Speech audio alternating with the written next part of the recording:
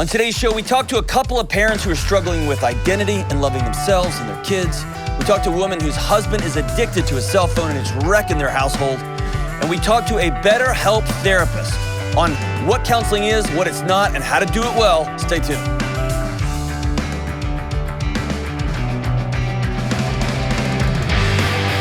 Say you, say me. Is that how you do that? Say it for always. What's up? This is John Delony with the Dr. John Delony Show. I say this every time. I'm glad you're with us. I'm glad you're with us. I'm glad you joined us in this adventure. So happy to see you. We got Ben on the mic. Yes, sir. You're the DJ. It's good to see you, man. I like that, DJ. Good to see you too. That's what we can call that position, the DJ. I don't know what that sounds good. And Kelly, as always. That song you were singing is actually from one of my favorite movies. Say you, say. What song is it? What movie? From White Nights. Yeah. Is it a good movie? It is. It's Gregory Hines and Mikhail Baryshnikov. They're dancers in Russia during trying to... You're turning a little bit red right now. I'm just kidding, you're not. I doubt I was that. trying to pretend you're having a moment, but no. No. It's a great movie. White Night. I'll check it out. Yeah, you should. I love a good Russian ballet movie. Feels good. That's kind of my jam. It's kind of my jam. Let's go to the phones before this thing's getting sideways. Sideways. Danielle in Denver, Colorado. What's up, Danielle? Good morning. Are you a huge Hello. fan of Russian ballet movies? Never seen any, Danielle. so I would have to say no. What? I don't even know you anymore. Come on, I know. Danielle. I've never seen one in my life either, but I'm gonna Okay. give it a whirl. I'm glad. Same team, Danielle. Same team. All right. So what's up? There we How are we doing? Yeah, so my biggest thing I'm dealing with right now is my husband and I just had our fourth and final baby about 3 weeks ago. Congratulations. And thank you so much. And he was born via cesarean, as were all of my other three. So we decided the best thing for me to do was to get my tubes tied. And While they were in there, might as well. yeah, exactly. And I have been dealing with so much grieving, like a grieving process. And because this chapter of my life has come to an end of my childbearing years, and I don't know how to grieve and be a mom and a wife at the same time. And if grieving is even the appropriate word to use with this, just saying grieving and pregnancy in the same sentence sounds ridiculous to me. But that's exactly how I'm feeling. So I don't know how I'm supposed to go forward from here. Oh man, you are awesome. Thank you for sharing that. Have you said that out loud yet?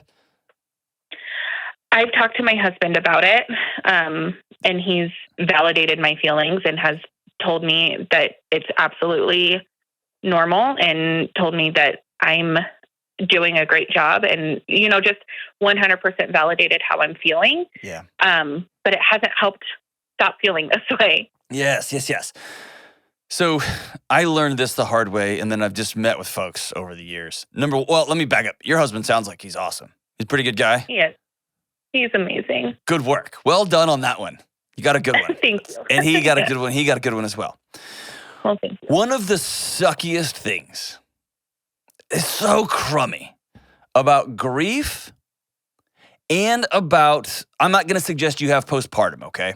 I'm just talking about the post-pregnancy, everything's everywhere, okay? When everything is resettling. You got a new human in a house. Are your other three, are they young? Are they small?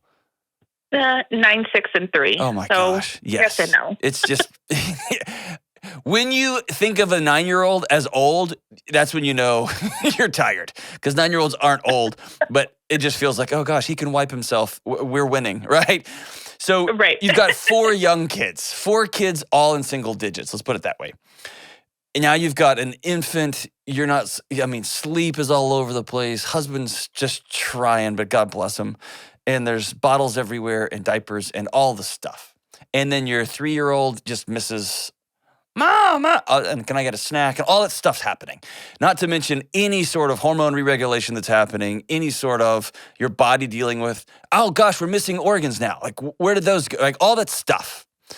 Yeah. Your body's recovering from surgery, so it's all there.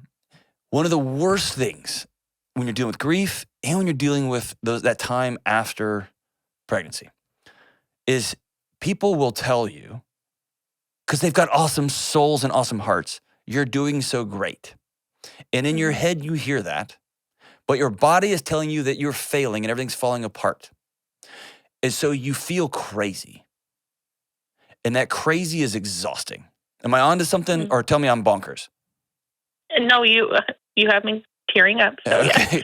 So you've got your mom is like, oh my gosh, you're the greatest mom. And your husband is so great. And husbands who try usually have one tool in the tool bag. And it is compliments. You're doing great. You're kicking butt. Best mom ever. You're so pretty.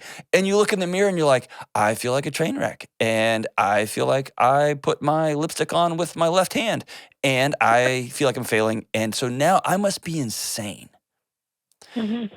And then your body responds to the fact that you're insane with, we should hide. We are overwhelmed. The last thing I want to do is have this baby near me because I'm crazy. But the baby needs me. And now you feel trapped. And then all of a sudden we start spiraling. Am I onto something? Yes. I don't. Yes and no, I would say. Okay, tell me how you're feeling. I don't. And you said you weren't recommending like postpartum No, depression, and it's definitely. I'm not feeling depressed. I am trying like my hardest to stay involved with church stuff and do my. So I feel like I'm pushing myself to do that, and once I'm there, I feel good. Being out of the house. Yes. So I do feel like good getting up and going good for you. Places, yes. Because I know that helps, and especially going to church, that helps feed my soul as well. And so good. I'm trying to do that kind of stuff and push myself to do it. So it's just, so I would say yes and no, you were hitting on some of the stuff because I am trying to get out and do things. You are so great. You're awesome. You're awesome. So here's what grief is. Grief is the gap between what we hoped for or what we expected to happen and reality. That's all grief is. It's just that gap. I thought my husband was going to live forever and there was a car wreck. I thought my dad was going to always just be there for me to call, and he's 92 and he passed away. I knew there was going to be a day when we would just have to be like, 84 kids is enough. How about we just call it good? Because now we have a bus that takes us to the grocery store. We knew that day was coming, but there's a gap between, that's later, and then all of a sudden it's now. Right. And so what I would tell you is be at peace. Don't compare your grief. You deserve to feel what you feel. It's real and it's right. Yeah. And it's okay to say, I'm going to miss with all of my guts, literally, ever having that incredible bond between me and another human that nobody else in this family can share because they were in my body. Right. I'm going to miss that. That's okay to be sad about that. It's okay to just be heartbroken about that. I mean, it's nice to hear that it's okay. Yeah, it's okay. I just feel ridiculous grieving it. Magic. You had a human in you 4 times. It's magic. And then you guys decided, let's call it. Let's call it. And so, grief is not only natural, it's right, it's good.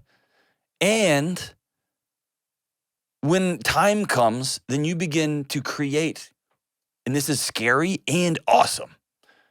I get to create who I am next. Like, what is my new identity? Because my identity has been someone like a baby maker. And now I am a baby raiser, or I'm a human maker, or I'm whatever. I mean, you get to call it whatever you want to call it. But it's just a shift in identity. It's just a new you. And those are scary to leave behind, the old times. And there was some magic in those old times. And now we're going to create whatever comes next. And you co-create that with your husband. You create that with how you feel and what you want and what you dream about. And that replanting new fields becomes a whole new adventure. But man, that's not for today.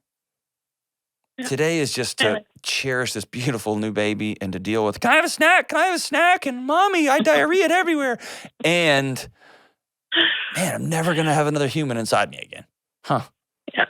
Yeah. Oh, that's both and. So, this may sound crazy. And if you've ever listened to this show, you know I recommend this all the time.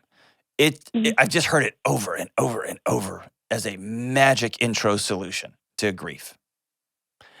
I want you to write a letter to all 4 of your kids when they were in your tummy. Okay. And I said tummy because I have a 5-year-old and I still go TT too. I don't know why I said that to another adult. So what an idiot, man. I'm such a dummy. That's okay. Yeah, I'm going to go TT right after the show too, by the way. Golly, in your tummy. I want you to write a letter to those and remind them, talk to them about what it felt like. When you felt them kick the first time, when you felt your heartbeat sync up, when you were so excited about what the future was going to hold. I want you to go back to those places and write that stuff down. One day, your kids, when they're old, might read these letters. So hang on to them. Okay. But it is a way for your brain to slowly make its way through, and your body, to make its way through that gap. And writing things down gets it out of our head, gets it out of our bodies, literally. And it creates a little bit of distance on the paper. And it becomes true and it becomes real. And when things become true and real, they get out of our, this could happen, this is happening, to this happened. And then the magic, and now what? But we are not at the now what stage. We are just in the sitting in it stage, and that's okay. And good for you for knowing, I don't want to get up, but I got to. And here's a couple of things that when I just go there, it makes things better. Oh, that's awesome. Yeah. And thank you. If you need to tell your husband, hey, I know I'm good. How about instead of telling me that I'm doing a great job, you just sit down and hold my hand? Or the best way you can tell me I'm doing a great job is if I never have to clean out another bottle ever again. Ever again. And maybe if some of the things, as you feel them, as somebody who's trying to love you well, and it makes your body respond in a certain way, you don't have to, quote unquote, take it. You can help somebody who's trying to love you and say, here's a better way you can love me right now. Okay. And my wife did that for me. It's a gift. Actually, when we had our second kid, she made me a list of questions I was not allowed to ask in the hospital. And it was hilarious. And I found myself starting to ask those questions. Are you feeling okay? Are you doing good? Are you? She just wrote them all down. She's like, don't ask me any of these questions. The answer is, it's gonna suck for a while, and then we're gonna have a baby. And it was awesome, but it was a gift. And I was embarrassed, and I was a little bit ashamed that had asked those when our son was born. It was hard when somebody says, hey, here's a better way you could love me. But wow, then you both get in sync. Okay. But your grief is good and right and holy and yours and nobody else's. Thank you. Is that cool? Yeah, I am looking forward to writing the letters. Awesome. I think that's going to help me a lot. So I thank you for that. You got it. And let me know how that goes. You can write all 4 of them over a period of a couple of days and then just write me back and be like, John, that was stupid. You're an idiot. Or write me back and say, no, that was actually helpful, and hang on to them. And you may have to write more than 1 or more than 2. Or I'm going to write a letter to that newborn that I held in the hospital. And maybe it's not a 5-page letter. Maybe it's just a poem. Or maybe it's just, I don't know, whatever it happens to be. But you can write letters to these human beings in their stages. And it's incredible. And it slowly helps you bridge that gap between what you expected and what you hoped for. And what is right now. Oh, you're awesome, Danielle. Your kids are so lucky to have you. And you're not crazy, and your grief is yours. And oh my gosh, we're rooting for whatever comes next. But that's for later. Right now, you're in it. And we're in it with you. We'll be right back on the Dr. John Delony Show. Hey, good folks and friends and listeners to the Dr. John Delony Show. The world is bonkers, right? We all know this. And one of the most common questions I get is, how do I find a counselor in the chaos? I've reached out and there's a 6-month waiting list, or I can't afford it, or they only take insurance, or I can't get off work in time to go see somebody and it's way across town. What do I do? because I want help with my anxiety, my depression. My relationships are hanging on by a thread. I want to be a better mom. I got to process this trauma that happened to me when I was a kid. Where do I find a counselor? So I partnered with BetterHelp because BetterHelp is customized online therapy that offers video, phone, even live chat sessions, so you don't even have to look at your therapist when you're talking to them if you don't want to. I've taken away all your excuses, and it's more affordable than in-person therapy. And these are real licensed therapists. If you reach out to them, you will be talking to somebody within 48 hours. Dr. John Delony Show listeners get 10% off their first month at betterhelp.com/Delony. Please reach out if you need help. That's betterhelp.com/Delony. Hey, what's up? We are back. And listen, one of the most common questions I get from callers and listeners is, what could I expect from a counseling interaction? If I got the courage to actually call a counselor, if I got the courage to actually go to counseling, to get my partner and we're going to go to therapy together, what would that be like? How do I know if I'm talking to a good counselor? How do I know if I'm talking to someone I just need to get up and walk away, or I need to close my computer screen and say never again, right? How do I know what I'm even doing when it comes to counseling?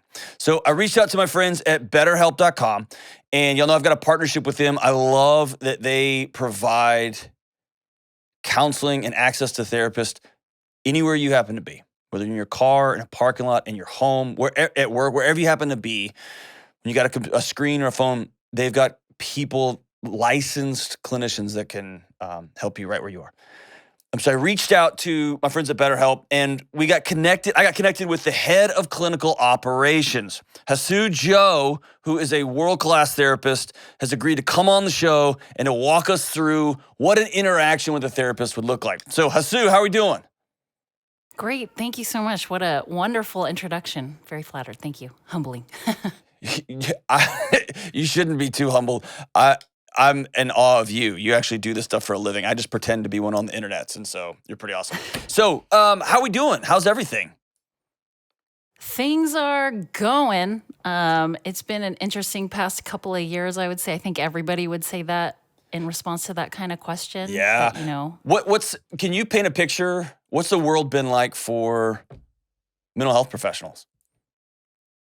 Well, I think everybody can start to imagine what the answer to that is by answering that question for themselves. What has life been like for you the past year and a half? Chances are you've been stressed out. You've been having new things creating more anxiety for you. Maybe your interpersonal relationships have taken a hit because you're not able to meet up as much as you would like to. You're not able to do the same kinds of activities. You're not able to distract yourself with the same kinds of things. It's been a rough period of time for everybody. So what a better time to look for a therapist, right? But that also means that these systems that we have in place, the infrastructures that we had before COVID, a lot of that stuff had to change, and mental health therapists had to quickly adapt, all while juggling all those life stressors, because we're just people too, and we're also trying to get through this together with everybody else. That's exactly right. And before the 24 months ago, I was still dealing with all of the people that I was working with. There were wild waiting lines. There were people who were apprehensive to go to in-person counseling. There was all sorts of barriers. There was financial barriers. There's all sorts of barriers for people to get the help they need. And even if the barriers were removed, there was still this stigma. It's just this thing we've never done before. I've never gone to talk to somebody to tell them about what happened to me when I was a kid. I've never gone to talk to somebody and say, I've got these crazy thoughts in my mind, or what I think are crazy. They often find out they're not. Or me and my partner aren't connecting well, and I don't know what's next, right? So it's a whole thing was new, and then all of a sudden, everything got wiped out, and it's all got thrown on the internet. I love that you brought that up. My friends who are clinicians all over the country have been, working from home and homeschooling, and by the way, throw your whole practice online. And so many of my colleagues bring it home, bring it all back into your house, all in your house, right? And there's just this warmth and this, I guess, a safety that you can create in an in-person context. It's different. Anyway, it's been a mess. I want to just personally thank you for you and your team and all the mental health professionals out there trying to serve a really crooked situation. Lots of people who are hurting all over the place. So I'm grateful for that. So here's what I want to do. I want to pretend that I'm a client and that I'm calling for the first time. And you being a real therapist and me being a fake one on the internets, on this radio show, I want to call and we can just walk through the first couple of minutes of what a interaction between a client and a therapist would be like. And then we'll spend some time talking with you. What are some things that a client can bring to the table in session 1, session 2, session 3 that would really facilitate connection between the therapist and client? And then what are some things that a client should look for, somebody who's hurting who reaches out should look for as big red flags? Sure. Does that sound cool? I do want to preface by saying that initial call that we're about to role play potentially here, that's going to be a pretty different experience for somebody that's signing up online, because with the online version, you're not starting with a call, you're starting with answering a few questions on an internet intake questionnaire, right? So this first call that you do to reach out to somebody is more for a traditional practice format, which I think everybody should consider too. You want to figure out what works best for you. Right. So happy to do that. Absolutely. And then we can certainly talk further about what the introduction phase looks like on BetterHelp versus other settings. Great. That's awesome. So yeah, if you go to BetterHelp, it asks you, what's your preferences, gender, religious preferences, what are you struggling with? What do you think you're struggling with? And it really it greases that interaction, right? It gives the therapist some context, and it actually helps. When I went through the questionnaire myself, it gave me some context for helping me distill down what I'm actually calling, what actually is going on in my heart and mind, right? Which is great. All right, cool. So let's pretend. James, will you come over and make a phone noise? Bring, yeah, because we're 7 too, Jesus. All right. So bring. Hi, my name is John, and I am reaching out to a counselor for the first time. Hi, John. Thanks so much for getting in touch with me. My name is Jesus, and I am a licensed therapist. So I'm guessing you're reaching out because you're going through something. Do you think you can tell me in a couple of sentences what you're looking for support with? I'm not great at distilling things down to a couple sentences, but for the sake of this role play, I will try. I am, I've had a great professional year. My marriage is doing great. My kids, it's been hard. I got little ones, and so getting in and out of school and all that, it's been tough. But on the whole, when I look objectively at at the data points in my life, objectively, things are going fine. They're going well, actually. It feels like there is something beneath the data points that is still churning. Maybe like a duck on the water. The things on top they're going well. We're still moving forward. But my body is beginning to tell me, hey, I'm reaching capacity. I'm running out of gas. And I don't know what to do with that when the things I'm doing are working, if you will, quote unquote, with air quotes. I don't know what to do with that low level burn of, it feels like anxiousness. It feels like kind of a rise of, I don't know, man, my body's trying to tell me something and I'm not doing a good job of hearing it. What I'm hearing is kind of a distinct separation between how you're thinking you should be feeling and what you're actually feeling inside, right? You're like looking at your life and seeing that things are pretty good. I should be feeling better, so why don't I? Do you think that I'm understanding kind of what you're sharing with me here? Yes, you just nailed it. Yes, ma'am.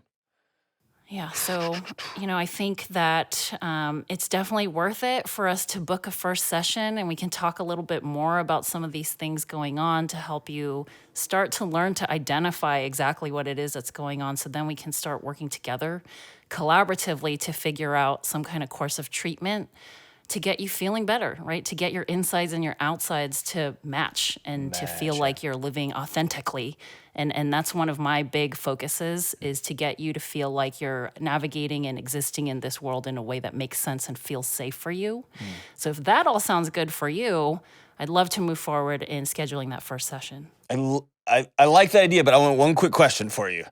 Sure, any questions? When you say treatment, I think of IV bags and therapy. Right. What do you mean by treatment? That freaks me out a little bit. Yeah. That's a good question to have. And I think it's very important for us to be mindful that there is a connection between medical model and therapy, but at the same time, it's not the same thing, right? Each individual is going to be different. When you look at the medical model, they may have standards of care and protocols, processes, manualized treatments, use this medication for these kinds of symptoms. It doesn't always end up looking that simple or black and white in therapy. So I use this word treatment to really encapture nothing like a medication course, because that's not something that I can do. That's something I can help you explore. But in talk therapy, this treatment word, it's really focusing on the work that we're going to do collaboratively through discussion, through homework assignments. And I'm not talking about like writing essays between sessions, but it could look like having you tune in and identify certain feeling words that we'll discuss during sessions throughout the week, so you can incorporate some of the things that we're learning in your real life. Because at the end of the day, how much you and I speak as therapist and client is a very, very small percentage of your real life. And what's more important is practicing the skills that you and I are going to learn together outside, in your real life, outside of the session. So treatment really captures this, intentional focus with both of us working towards meeting your goals, right? Treatment kind of helps us understand that we're doing something actively for symptom relief, for increased insight, for meeting your goals. Awesome. So yeah, treatment's that path we're going to take to get. Okay, I love that. That's awesome. All right, well, thank you. That's a good entry. So if you're listening to the show, here are a couple of things that she did so well. One, she validated my questions. She didn't make me feel stupid. And if I asked, what's treatment? She didn't say, how do you know what treatment is? Everyone knows what a treatment is. Like, you validated my questions, which I appreciated.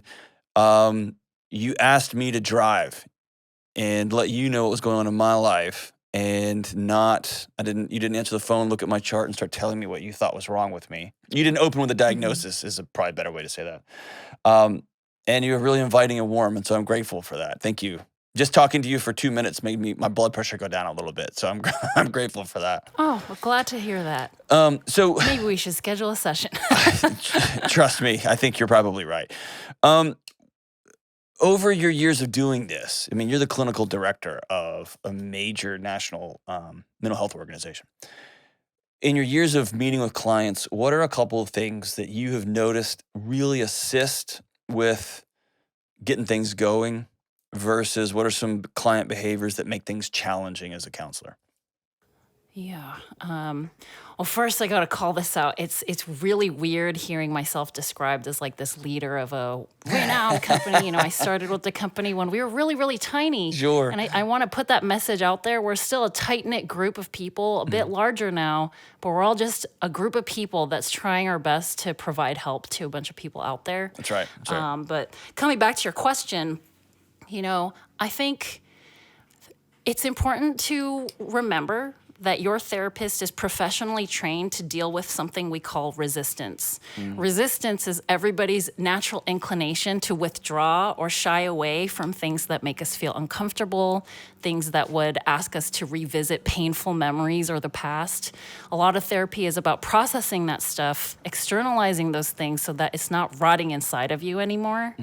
And so this thing of like, what can a client do to make sure that their therapist is thinking that they're a good client? Like, first, I don't want anyone to think that they have to perform or they have to do anything specifically. Yes. They're there in the chair in that moment to be there in the here and now.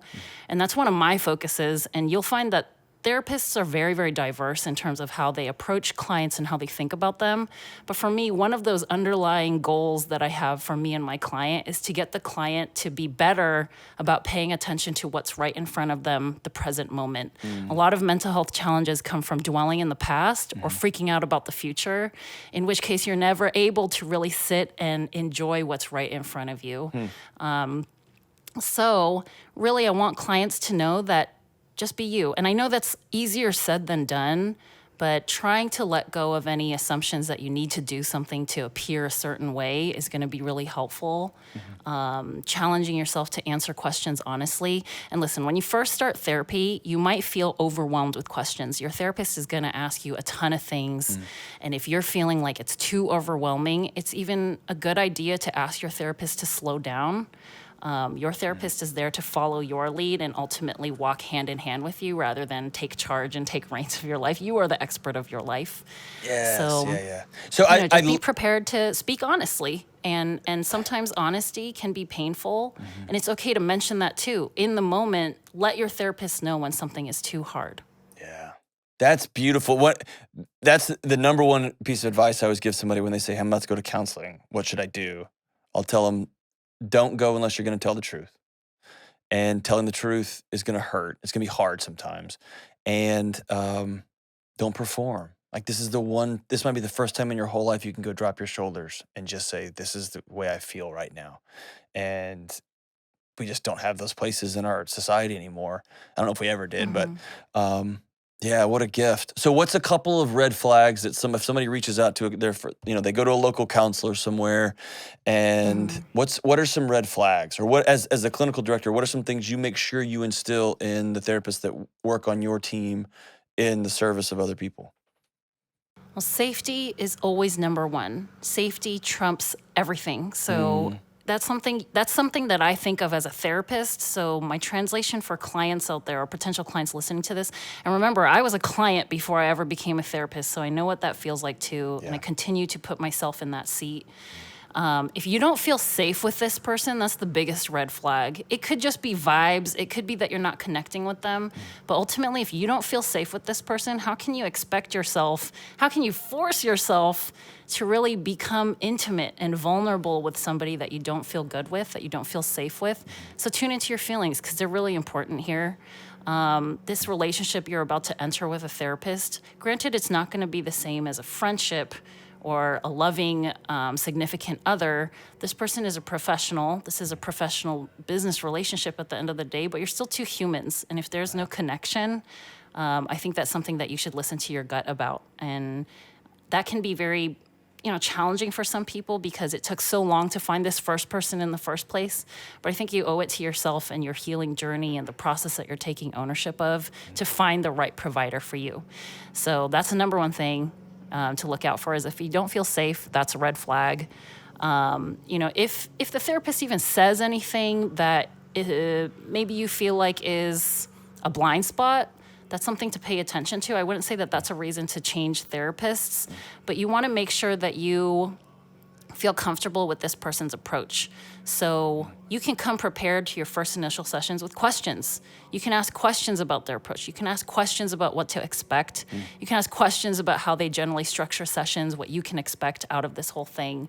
So when you first go in there for that first session, I said to expect that they're going to ask a lot of questions. You should also feel comfortable and know that it is your right to ask a bunch of questions and basically interview this person to see if they're the right match for you too. Obviously, signs of abuse, if you are feeling like triggered by this person and they're starting to replicate things in your life that make you feel unsafe, it just comes back to that safety piece again. And then, if you want to think about logistical things. If you're not going to be able to make your schedule line up with what this therapist has available, that's a big thing that you want to pay attention to, because you don't want to enter something knowing that you're not going to be able to meet on a consistent basis in the way that makes sense for accountability and learning new skills. Don't make your life more stressful in just trying to get to your appointment. I never even thought about that, but yeah, that's fantastic. Right. Yeah, so you want to ask about scheduling, logistics stuff. If this is a place that you need to travel to, if you've chosen in-person options, think about how this fits into your lifestyle and your day and rush hour and all those things. Transportation, is that an issue for you? So these are things now you're thinking about on your own, not necessarily thinking about with a therapist. But all these logistics are also part of it. In therapy, the dropout rate is quite high. Yeah. And I think the reason being, or there's plenty of reasons, but some of the reasons I can think of is that it's just too hard to make it fit into the busy lifestyle of a working professional. Yes. After my full-time job, how am I supposed to get over there? Or maybe it's that this therapist works also traditional business hours, which is pretty common. How can I get over there during my work? So, right. Or I got kids to pick up, or I got food. Exactly. Yeah. I always tell folks who tell me that I don't have time to go, or I don't have the money to go, I often will say, you'll end up there. If you want to go on your terms, I think it's worth that time. You don't have time not to go.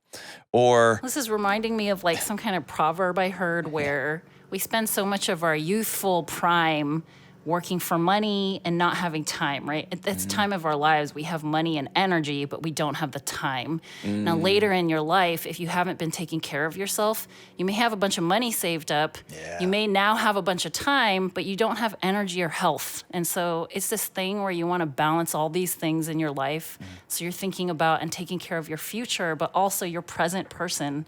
Are you healthy now? And do you have ways to carve out time for yourself? Because if you don't, that's an issue for your future. Absolutely.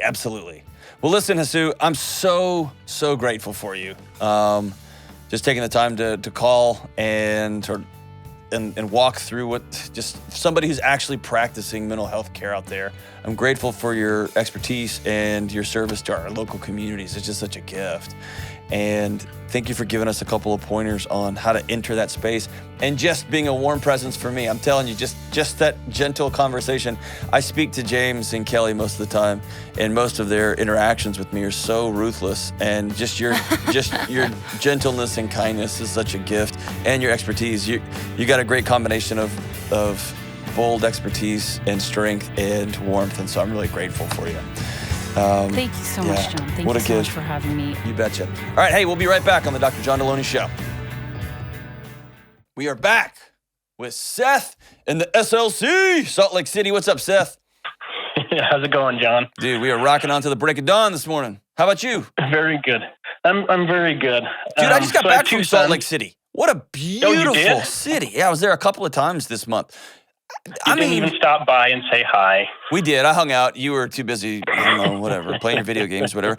Hey, that is a beautiful city. Stunning. Yeah. Well, there's a lot to like about it. It's just, man, this Well, country. you're more than welcome to visit more often, John. Well, thank you. They asked me to leave, but I appreciate you. I'm just kidding. They didn't ask me to leave. I just, the more I travel, the more this country is so big and so beautiful. And there's so many awesome people. It's incredible, but great community there, man. So what's up, brother? How can I help? So I have two sons. One of them is 2 years old, almost 2 years old. The other one is 4. My older one has kind of been my shadow his whole life. Anytime I'm off work, he's with me. My younger son, I just don't have that same connection with him, and I don't know how do I make room for one without pulling away from the other one? Whew, that's a great question, man. So have you tried this and you felt like you were pulling away from one? Tell me about that. Yeah. So this is going to sound crazy, right? But have you ever heard this show? Floor, yeah. Yeah, we're all crazy. It's cool, man. So what's up? So I was sitting on the floor with my younger son, and we were reading a book together, and everything was fine. When my older son came up and sat down, my younger son just got up and walked away, but then he turned back and looked at me almost like I'd betrayed him. Does that make sense? Yes. He doesn't feel like there's space for him, and it kind of broke my heart, John. Yes, absolutely. There's so much there. So much there. You know who broke your heart? You did. No. Not your 2-year-old. Don't give your 2-year-old that kind of power. No, I don't. Okay. Here's why. They're 2. And there's a reason why as a society we've been like, you know what? We shouldn't let 2-year-olds buy beer. Not a good idea. And we shouldn't let 2-year-olds drive or operate heavy machinery or smoke marijuana. There's a whole bunch of things we've said 2-year-olds can't do, but we give them access to our souls. And they say things like, I don't like you, Daddy. And it destroys us. Or they give a look to us, and we interpret that look as, you betrayed me, Father. I'll remember this. And I will kill you in your sleep, you scoundrel. I mean, we say this crap to ourselves, so dumb. But I do it too, man. I do it too. I told my wife that I want to be careful. I told my wife the other day, literally, our daughter doesn't like me, and she looked at me she's like, yes, she does. You're annoying, and she doesn't like to be around annoying, but she really likes you. And my wife was right. So all that to say is this, man, I'm just smiling so big because I've been right where you are. where I feel like that, you betrayed me, Father. I felt that so bad. Give me another time. Give me another time. Well, the younger one, as long as it's just him and I, he's totally fine with kind of playing, right? But then anytime my older son comes up and wants to play around as well, he just kind of goes away. Like, he doesn't want to stay and play with the two of us, me and my older son, as a three, he doesn't want to play as three. He wants to play kind of one-on-one. Sure. And him and his brother have a great relationship. Mm-hmm. But to me, the only way I can describe it is he just doesn't feel like he has space if my older son is there. And I would say that you're putting a lot of words into his head. No, that's true. Lots of thoughts and really feelings and anything. Emotions. It may just be things are loud. It may be that dad acts different when brother shows up. And I for whatever reason, your kid feels uncomfortable about that. But articulating, there's just not enough space for me here. That's a lot to put in the head of a 2-year-old. It probably actually goes back to one of my biggest fears about having a second kid was that I wouldn't be able to, the relationship just with my second is so much different from my first because I already have a first. Yes. One of my great friends, man, he's one of the greatest men I've ever met. His name's Brad. He's an awesome guy. And I remember, man, he was one of the first one of our little gang to have kids. And his daughter, man, he loved that girl. He was incredible dad, just awesome dad. And they were talking about having a second kid, and I'll never forget he mentioned to me, and it had never occurred to me till he said it, I don't understand how I could possibly love somebody as much as I love my daughter. And so I don't know that I want to have a second kid because that wouldn't be fair because there's no way it competes with this. And so what I would tell you is that same fear that you're expressing there, you're put it out into the world and now you're looking for it everywhere. Where am I not adding up? Where am I not loving enough? Where am I not doing this right? You hear what I'm saying? Yeah. This is not how I expected this to go. You're right. Well, I want you to flip this whole thing around. You're gonna love these kids differently, and you're gonna love these kids a lot. And my daughter needs different types of connection and interaction than my son does. My son loves to hug. My daughter loves fighting. I don't understand it, but it is awesome. It's just so different. Like I would come home from work and I'll say, hey, come here, Hank, and he'll come over and we'll hug. It's a good 15-30-second hug. And then I will set my backpack down and my daughter will square up with me. And she'll say, are you ready? And she's 5. I'm like, I guess we're going to have our welcome home fist fight. Here we go. You know what I mean? And it's just this chaotic, like hurricane of hair and hands. And it's awesome. And then we hug and then it goes, our kid, we're going to love them differently. And so here's 2 things we can do. The first thing is this. Ask yourself honestly, am I annoyed by my younger son? Does he annoy me? Do I feel bothered by him? Those are the feelings that I want you to root out. And those aren't things he's doing to you. That's not the fundamental attribution error when you get in his head and you pretend you know what he's thinking and why he's doing things. You can't do that.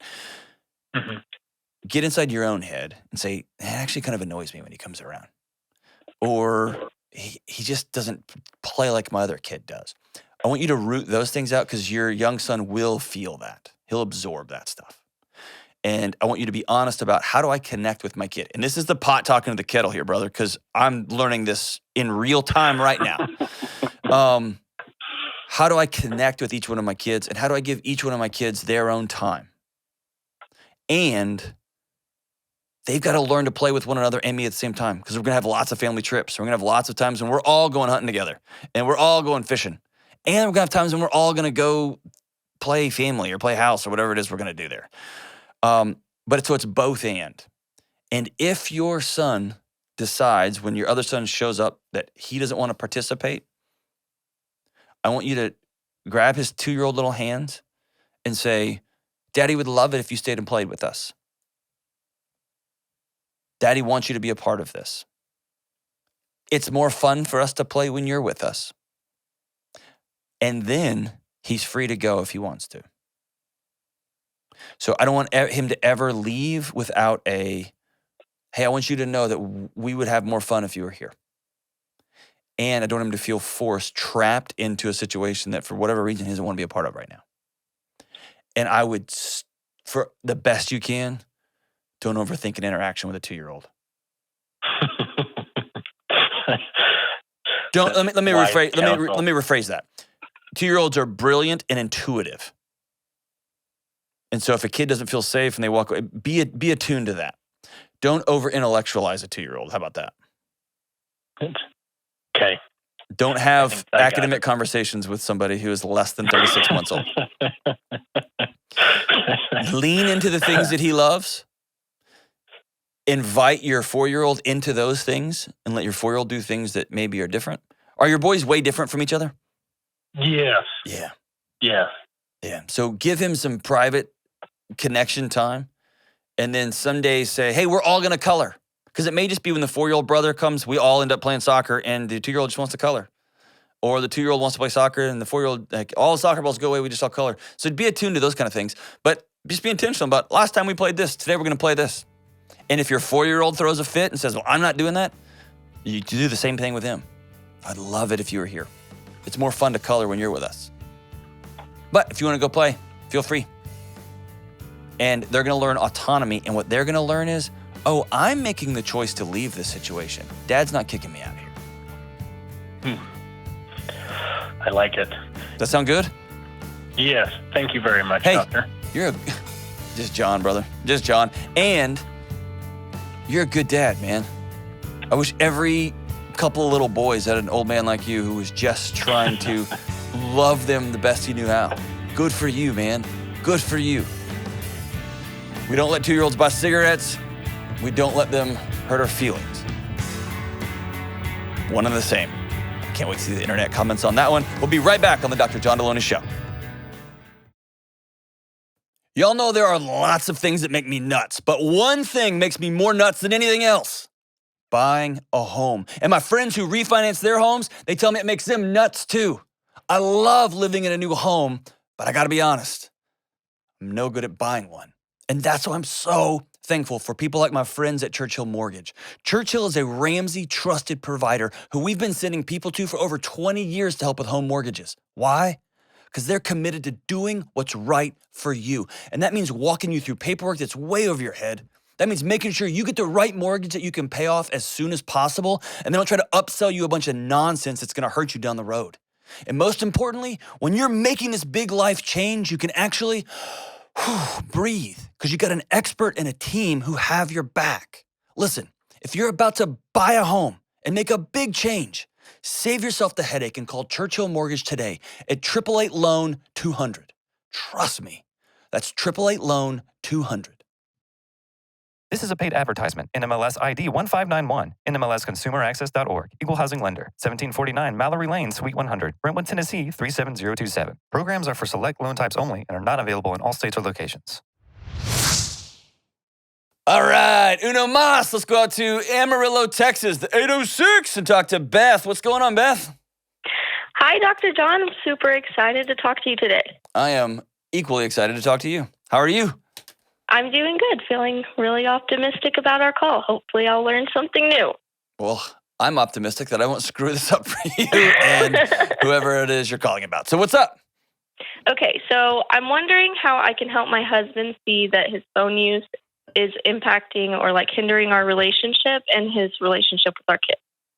Ooh, you should text him. Just kidding. That was a fantastic joke. That might help. It probably would help. So tell me what's going on. Okay, so I'll give you kind of a rundown of what our days look like recently. And this isn't always, but just here more recently, he goes to work and when he comes home, it's just face in the phone pretty much until we go to bed. What's he doing on that phone? So he doesn't have a great separation between work and home, which is fine because he can't always have that with what he does. So I understand that. But what does he do? What's he do? He's in real estate. He does a lot of different real estate stuff. Just he flips houses, sells houses, has Airbnbs. So there's a lot of stuff that kind of follows home. He's just got it during the going on. evening. Yeah. Good job. All right. So he's got it going on. He gets home. He gets off of work, but he's never off of work. He just moves his body to a new physical location. Pretty much. And it happens to plop right in the middle of you. And how old are your kids? Our kids are 3 and 4 months old. Oh, geez. So yeah. I've lived this life. I was your husband. And I lost years with my family to a stupid cell phone. I lost them. And I can get emotional if I let myself because they're gone. I can never, ever have them back. And there will come a moment when the light bulb will go off.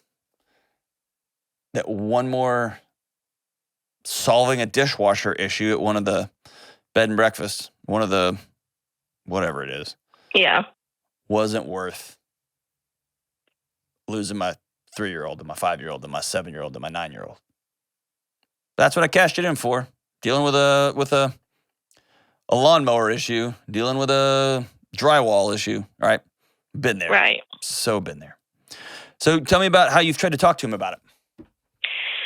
Well, the issue that we're kind of having recently is he's on his phone, and I can't tell the difference between him just scrolling through Facebook and him, typing out an email. Like, from my perspective, I can't tell the difference. And just so you're not crazy, there is no difference. Okay. None. Especially to those in relationship or trying to be in relationship around a person who is addicted to their cell phone. Mm-hmm. There is no difference. I don't care why you're on it. You just are. You're just not with me. Yeah. You're not present with us. You are here and not here. Can I tell you something bananas? There's actually some research on this. Okay. When somebody is at work, when they're gone, there's a physical separation and your body knows they're gone. When they come back in your presence, but they're not present, there's parts of your brain that recognizes they are there, and there's parts of your brain that recognizes they are not there. Mm-hmm. And it makes you crazy. I'm feeling it. It makes you nuts. And it makes your kids bonkers because they see dad there, but dad's not there. And our brains aren't designed for that. Mm-hmm. Our brains are not here, unplugged. Here, plugged in. So when you talk to him, he says, "No, I got to deal with this stuff." Tell me what his responses are. So, unfortunately, like when he's on his phone and I try to spark a conversation, he just absolutely doesn't hear me. And that's one of the main issues that I'm having is I can ask a question 3 times before he ever looks up to acknowledge me.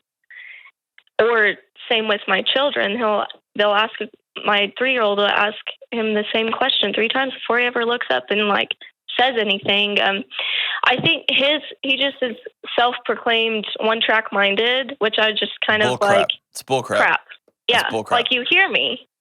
Yeah. So let me ask you this: what is he hiding from in your marriage? I don't think it's necessarily anything within our own marriage. If I'm being honest, I think he's just tired. Beth, he's hiding from something. And I'm not saying he's having an affair. That's not what I'm saying. Right. I'm saying whatever he comes home to is he has decided, or actually is, or a toxic combination of both those, that he can't handle it. Mm-hmm.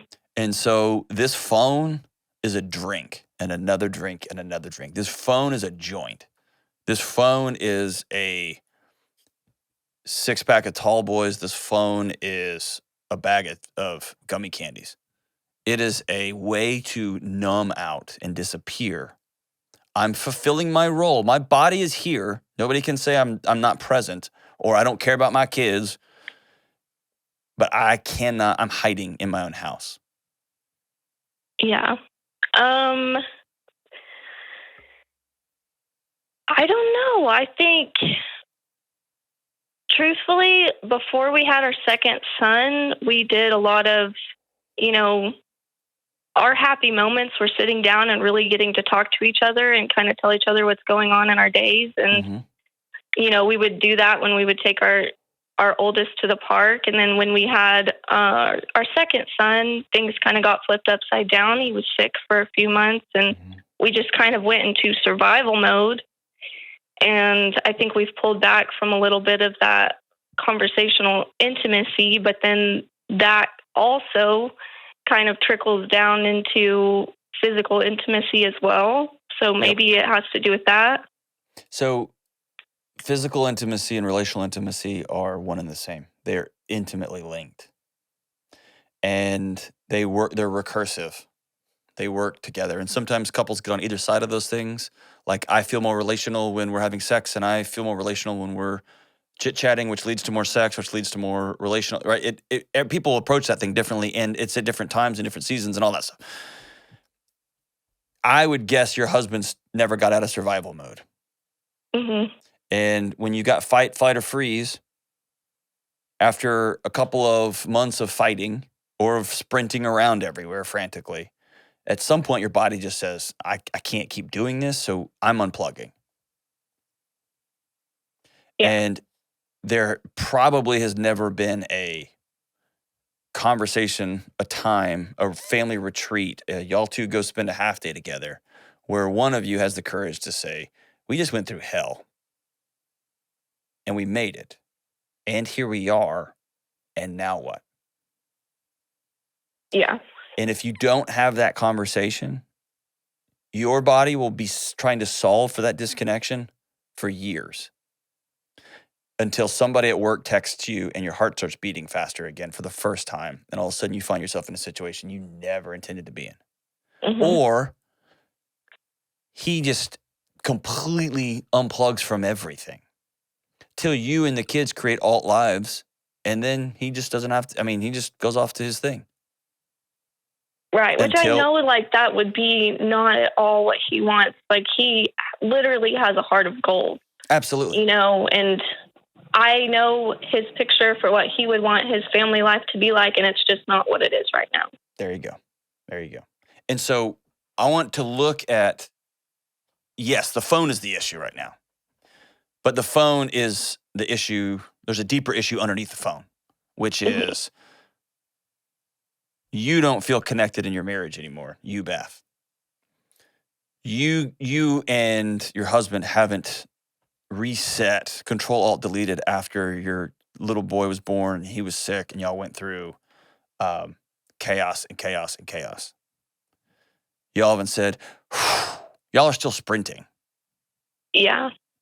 And he has found himself in a world he doesn't love, in a situation, not that he doesn't love you, don't you hear what I say, but he's found himself in a world that he doesn't want. And he's trapped. He's an addict.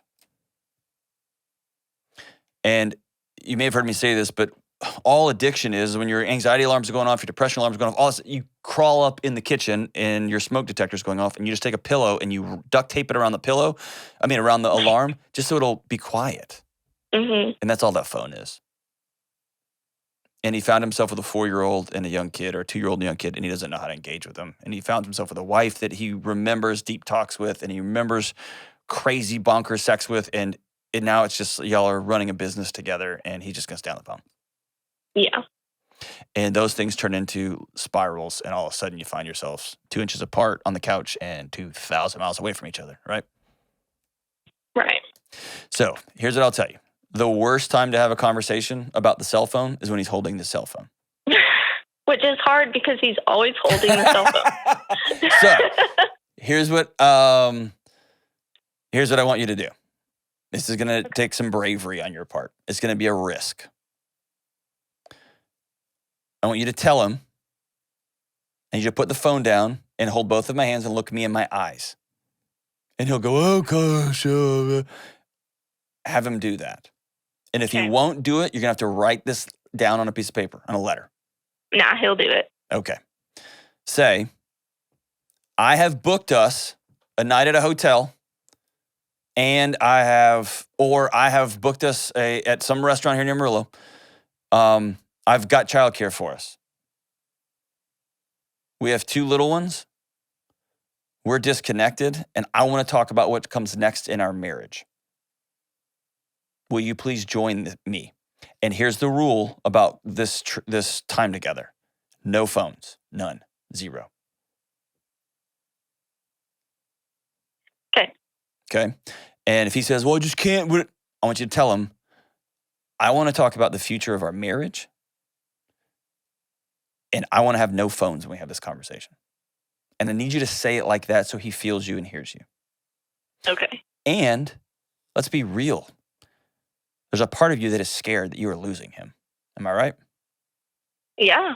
There's a part of you that is scared because he's going away, like you're holding sand and he's just falling through your fingers.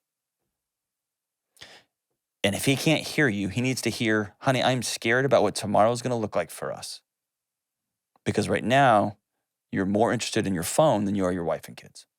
And I'm asking you to come spend some time with me so we can talk about what comes next without a phone. And in the meantime, I know it's a pain in the butt, but I want you to get some childcare. Y'all go spend a half day together. But I want you to write down your concerns, your thoughts, your dreams. What are you missing? It can't just get somewhere and be like, dude, you got to deal with that phone. Because he'll deal with the phone for a month and he'll turn into somebody who has one too many drinks or is always out with this, what it'll turn into another thing. Not actually addressing the There you go. issue. Okay. Yes. I would love for you to go back and say, we went into survival mode when our youngest one was sick. And I miss you. What does it look like for us to start sleeping together again? What does it look like for us to start having chit chats again when you get home? What's it look like for you to come home and from 5 to 9 p.m., there are no cell phones and you have somebody else that can take that call? I'd rather spend the money than lose my husband. What's it look like for you to go play with our kids with no phone? But I need this phone to be, that will come up, but that's not the root. The root is he's exhausted, he's checked out. Mm-hmm. And you saying, I want you back. And he may say, I thought you checked out. And so I got scared and so I checked out. That's probably what will happen. And you'll have to hear some hard stuff too, probably. Is that fair?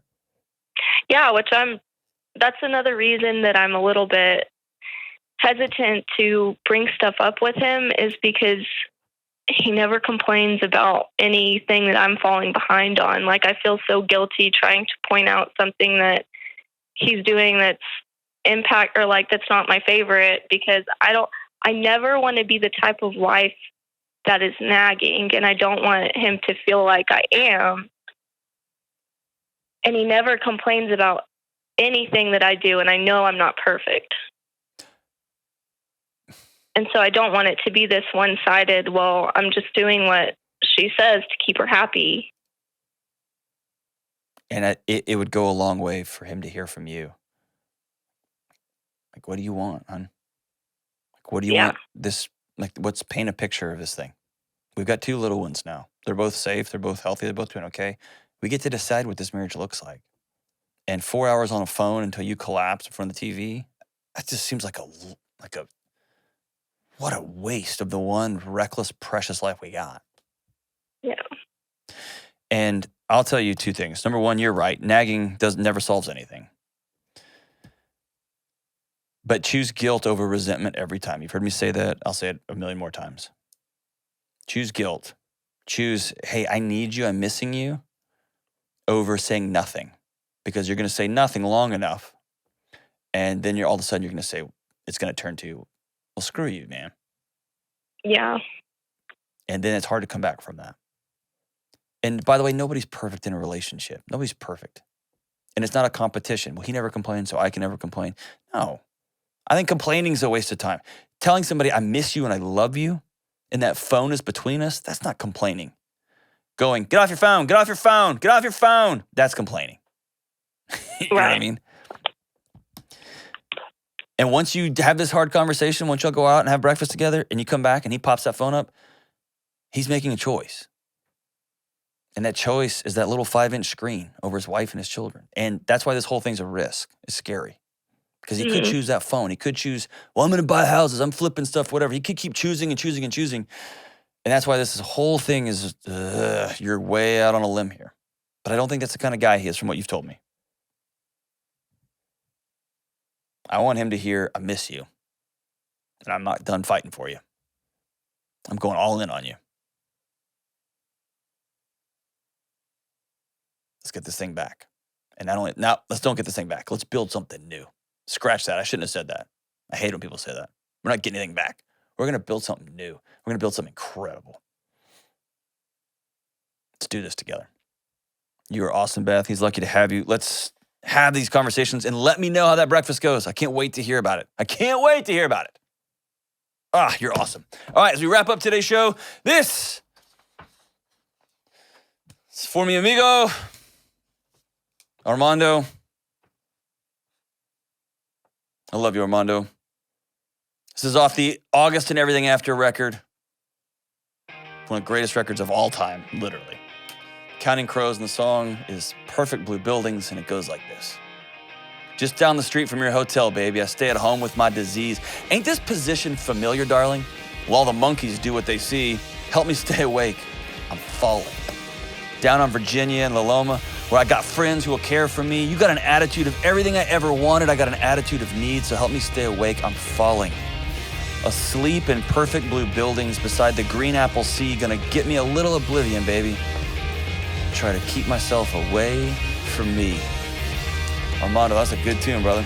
It's awesome. See you soon on the Dr. John Delony Show.